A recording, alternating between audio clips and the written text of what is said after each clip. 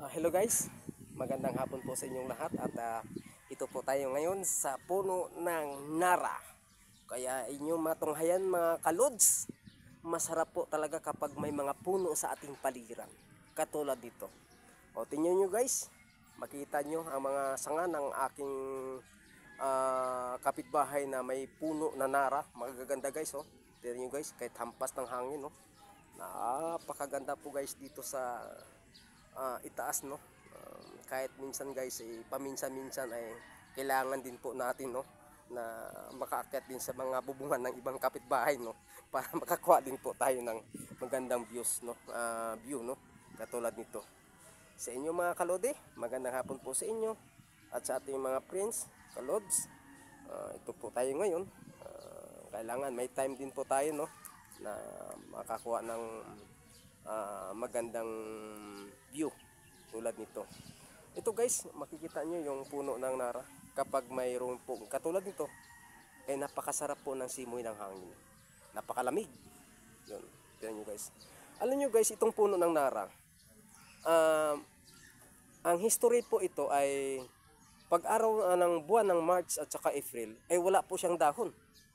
Subalit itong buwan ng July, at lalo na po sa next month, buwan po ng August, September, ay mayroon po itong bulaklak, kulay dilaw. At may mga ibon na dumadapo po dito na napakagandang ibon po guys. Ang kulay siya dilaw at medyo malaki po siya. Subalit, makikita lang po namin yan dito. Dumadapo lang po yan dito sa taas. Kumakain sila ng bulaklak ng Nara. Ang kulay ng bulaklak ng Nara guys, dilaw, at ang kulay po ng ibon, dilaw din siya. So siguro guys, yung ibon na yan ay isa din po yun sa mga pinagbabawal na huhulihin. Kaya sa tagal ko po dito sa area nito, sa loob ng isang bawat taon, ay yun lang po guys na mga buwan na makikita ko na mayroong ibon ditong dumadapo sa puno nito no. Dumadaong po sila dito pag buwan po ng September, October o ganoon o August. Maulanin at malabong at may mga bulaklak ang Nara. Kaya minsan guys, makikita ko nga dito no, ang tunog ng ibon nun parang kakaiba at napakaganda ang kulay. So balit ngayon guys, yung sa aking pagko-cover ngayon, ang makikita po ngayon dito, hindi po yung ibon na sinasabi, puro kalapati no. Yan, makikita nyo po guys, so yan, may mga kalapati yun. At yung mga malilit na ibon, dahil itong puno ngayon kumbaga bagong hindi pa masyadong yung dahon, dahil ano pa lang tayong buwan ngayon no.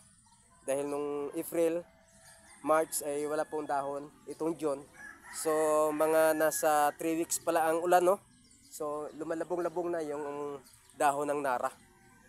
So mga next month ito guys ay napakalabong na ito. So tayo ngayon ay nasa July no. First week in July, August. So magkaroon ng bulaklak na itong puno. At doon ho natin makikita na yung ibon na yan sinasabi ko no. Mga dalawa lang ho ang ibon yan na dumadapo dito na tumutuka ng mga bulaklak ng Nara. Kaya next, abangan ko po guys, ipakita ko sa ating mga viewers na yung ibon na yan.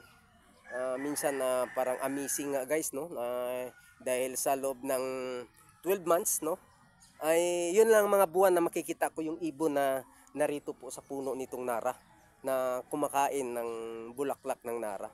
Kaya minsan mapapansin ko nga kapag sila na dyan sa mga sanga na yan, singkulay ng bulaklak ng Nara.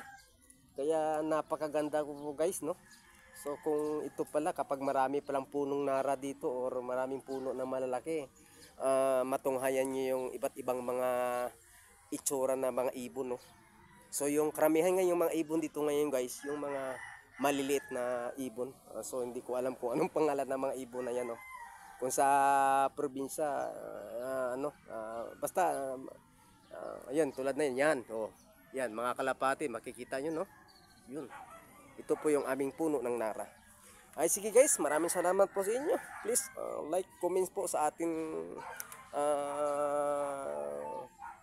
video po dyan. At bakas lang po mga guys. At tayo po ay